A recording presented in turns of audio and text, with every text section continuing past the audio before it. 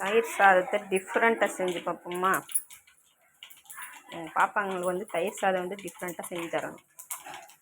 கடுகு பொரிஞ்சிருச்சு. அடுத்தது காஞ்ச மிளகா, கறிவேப்பிலை, தக்காளி, வெங்காயம், மஞ்சள் பொடி, கொஞ்சம் மிளகா பொடி, தயிர் ரெடி பண்ணிடலாம். ஓகே, இருடி வரேன். தயிர் சாதம் கலர்றேன். டிஃப்ரெண்ட்டாக தனுஷ்டிக்கும் ஸ்ரீநிதிக்கும் செய்ய போகிறேன். செம்மையாக செஞ்சுருக்கடி. கிளைம்ஸ் வச்சு பக்கத்து வீட்டு பாப்பா சூப்பராக ஒரு ஹேண்ட்பேக் செஞ்சு கொண்டு வந்திருக்கா பாருங்கள். எனக்கு நல்லா இருக்குடி, நல்லா சூப்பராக செஞ்சுருக்க. சொல்லு. தேங்க்ஸ். என்ன ஆண்டி டிஃப்ரெண்ட்டாக செய்வீங்க? எங்கள் வீட்டிலலாம் இது செய்யவே மாட்டாங்க. அப்படியா? ட்ரை பண்ண சொல்லுங்க மம்மியை. இந்த ரெசிபி மம்மியை யூடியூப்பில் போயிட்டு பெரிய ஆண்டி சூப்பராக தயிர் சாதம் எப்படி செய்கிறாங்க பாருங்கள். நீ தான் மம்மி டிஃப்ரெண்ட்டாக செய்ய மாட்டேங்கிற சொல்லு, சரியா? 5 நிமிஷத்தில் ரெடி ஆயிடுச்சு.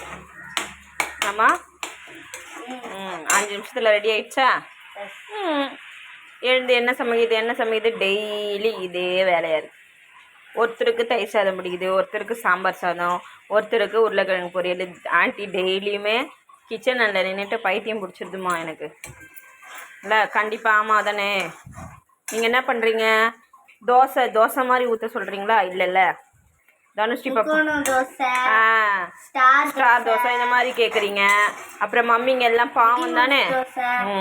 இந்த ஆண்டி சமைச்சு கொடுத்துட்டு ஆஃபீஸ்க்கு போகணும், அங்கிளுக்கு டிஃபன் செய்யணும், டீ போடணும். பாவம் இல்லை? அப்போது மம்மிங்க பாவம் தானே. இதில் வேறு நீங்கள் டிஃப்ரெண்ட்டாக ஏதாவது செய்யுங்க. டிஃப்ரெண்ட்டாக செய்யுங்க. நான் என்ன டிஃப்ரெண்ட்டாக செய்கிறது? கரெக்ட் தானே?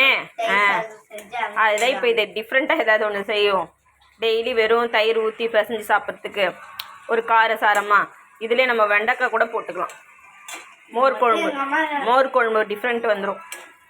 இந்த மாதிரி செஞ்சு கொடுத்தா தனுஷ்டி சாப்பிடுவாடி உன் ஃப்ரெண்டு. தயிர் குழம்பு ரெடி. அவ்வளோதான். இதை சாதத்தில் போட்டு பிசைஞ்சிட்டு அது கூட ஊறுகாய், ஒரு உருளைக்கிழங்கு ஃப்ரை சூப்பராக அல்டிமேட்டாக இருக்கும். Okay bye.